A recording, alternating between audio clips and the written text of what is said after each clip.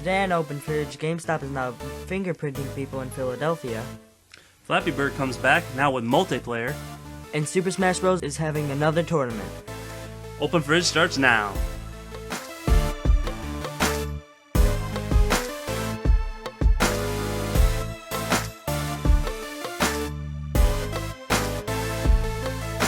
Hey, welcome to the very first episode of Open Fridge. I am AI, and this is Mr. SeaWorld. We are father, son, gaming podcasting right now. So, very first, only exclusive podcast for gaming, father, son, teen. So, we must be the best then, if we're the only one. Yeah. As far as we know. It just makes sense. Yeah, so, but what are we about? Gaming, having fun. And, so here we go. Ready to start? Sure. Why not? So let's do this.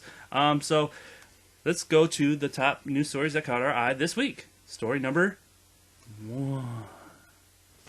According to GameSpot, GameStop is now fingerprinting people who are trading in games in Philadelphia to help fight crime. CBS Philadelphia has been quoted in saying that they are now requiring that people who trade in games provide a fingerprint scan for certain transactions.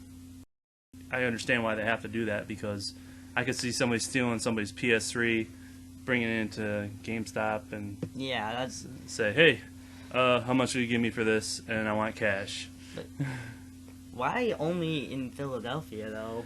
Obviously, they're having an issue with people stealing games. Games are expensive, if you guys didn't know that. There are a lot of those. $60 a pop. You can even get half that off of a game, Yeah. So I could see it's a big. I think it's, just a big black market. Yeah, and it was in the story quote. They do the same thing for pawn shops, and it's not like they're just targeting GameStop. It's like a law for their area for pawn shops and stuff like that. They actually take your fingerprint. I think it just discourages people from trying to steal it, because you're gonna have to put your thumbprint. I mean, you've got to cash a check or something. You gotta put your thumbprint on there. So I just think it's it's sad that it has to get to that. But I don't know how they deal with minors. I guess you have to have some kind of ID. Yeah. So I don't know what a minor is. Somebody under 18. Oh. That's you. Oh, woo! That is you, Mr. SeaWorld. So yeah, that's my thoughts. Besides Mr. SeaWorld. Story number 2. For all you Flappy Bird addicts, Flappy Bird is returning with multiplayer. According to GameSpot, new version of the popular mobile game Flappy Bird Family now available includes person versus person mode and ghosts to avoid. But there's one little catch. It's only for the Amazon Fire TV. So, it's not coming for your phone yet. They say presumably it will for iOS and Android, but it's only for the Fire TV, which I have no idea who owns one of those. It's a cool idea. I thought the Fire TV was kind of a cool. It's taken on the Roku, which we have 2 of those. Those work just fine. There's no reason to get a Fire TV unless you want to put XBMC on it, which is kind of cool. But other than that, what I find really weird about this, besides being on thing, I don't care to remember it, but why is a new version of Flappy Bird coming out when they have the old version is still off the market on the App Store? Because the creator said it was too addicting, so he took it off. So they're saying now that the new version isn't as addicting, which doesn't make any sense if you want people to buy your game. But he was. And family is meant to be played with your family.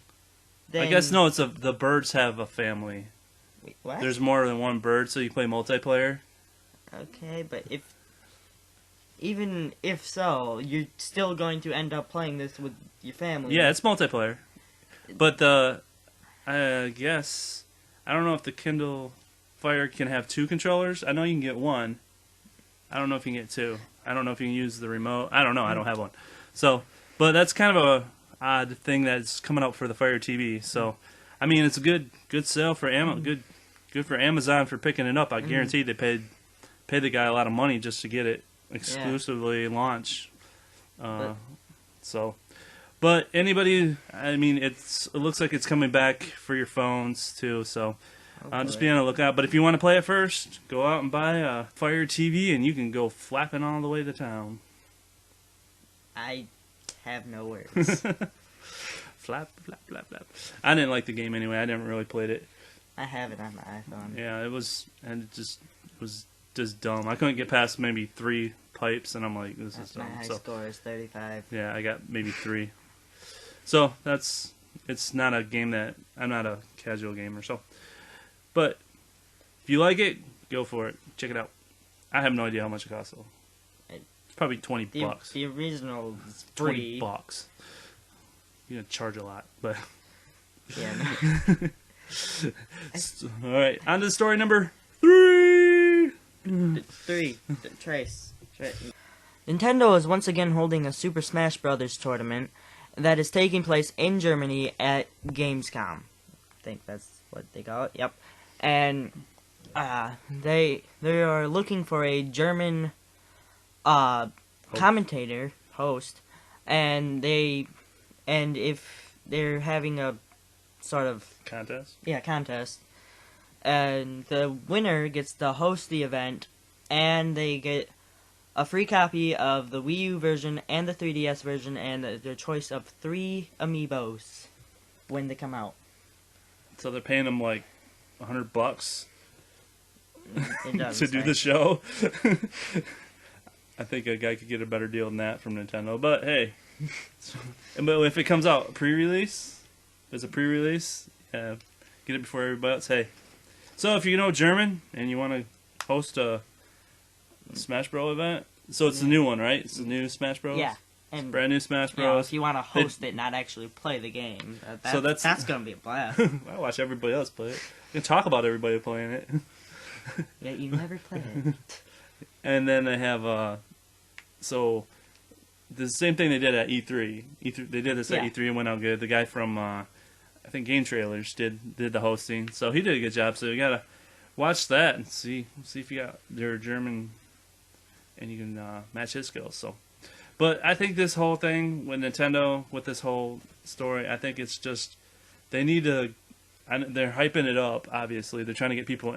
I don't think they have to hype Smash Bros. I think that's like built-in hype. I think everybody just say Smash Bros. And people want it, right?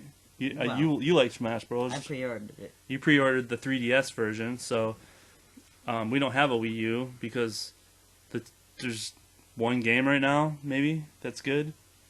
Well, Mario Kart 7. 8. 8. Lost track. 7 was for 3DS. 7 was, yeah. So I mean, they did get rid of the. They still have the blue turtle, right? I don't know. What? Blue turtle? Huh? Turtle shell. They got the horn. You can beat the. So it looked cool. I went in I think Target, and I seen the. Well, they don't have. The graphics on the Wii U are great. They look great, but I mean, you got PS4 out, Xbox One, and they are much more powerful systems. Yeah. But to be fair, and I found this out while looking on the internet, but I found a quote from Sakurai or something, but it said that they do not.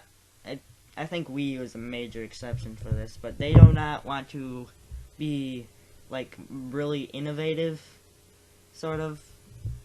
Yeah, that's great for a gaming company. No, Don't be innovative. No. That's not what I meant. But they do not want to have, like, they don't want to go to new technology because they want to stay with the technology that we have so that people can make games for that technology, and then when the new technology that we have now gets out of date, they go to that one so everyone knows how to make games for that. Which makes sense, sorta. I mean, it's worked for them in the past, but it's not working anymore. It's not, because I think the last machine that Nintendo came out with was a Nintendo 64 that beat everything, and that was really hard to program for. But if you ask anybody of the old systems, a Nintendo 64 was a great machine. It's the only Still have it. we still have one here and we still play it. So it's a very good machine. I just bought a new game for it. Yeah. So for the GameCube, they refused to go to CD. They had these little proprietary things. They refused to go to CD with an N64 because Sony kicked that. That's how Sony kicked their butt. I mean, they keep missing the boat. They came out with the Wii U, the first Wii, and that had new technology with the motion. Nobody else had that, and that's what people started playing it. But the problem I think with the Wii U is that people think it's an add-on for the Wii, and it's a dumb name. Wii U. What's the next? Wii Us. I mean, it doesn't make any sense. So, I mean, it's a great machine, but they just need to cut their losses on the Wii U. I mean, they need to get that tablet off that thing, get some regular standard controllers, knock that price down, and get people making games for it because it's just not working. Whatever they're doing is not working. I mean, they're losing money hand over fist because that thing ain't selling. If it wasn't for the 3DS, Nintendo would be gone. And none of us want that. Well, and you gotta have Nintendo. Nintendo's got some of the most iconic gaming characters. You got Mario. Yeah, they have an entire game dedicated to those characters fighting. So yeah. So, the only one that could come close was Sony, and Sony came out with theirs. So still pretty good. And it's pretty good. We have it. It's nice, but I hate to see Nintendo go. But hey, maybe this will hype them up. Maybe get people to buy Wii U's. Who knows? But it's going to be interesting to see what Nintendo does next. Well, that's all today. That's all we got. That's all our stories. Well, if you like what you see, give us a like on the like button. It's probably something. Subscribe. Like I said, I'm AI. It's short for Amiga Ice, and I'm Mr. SeaWorld. Yeah, he's got his own YouTube channel. We're just doing this for fun, so if you like it, let us know. Give us some feedback. If you don't, we laugh at trolls. Yeah. Ha ha ha. So don't let me get past your bridge, you troll. You'll never let me past the grumpy old trolls. I hate those things. But anyway, thanks for watching. I'll see you next time. Craziness. Nope, my hand.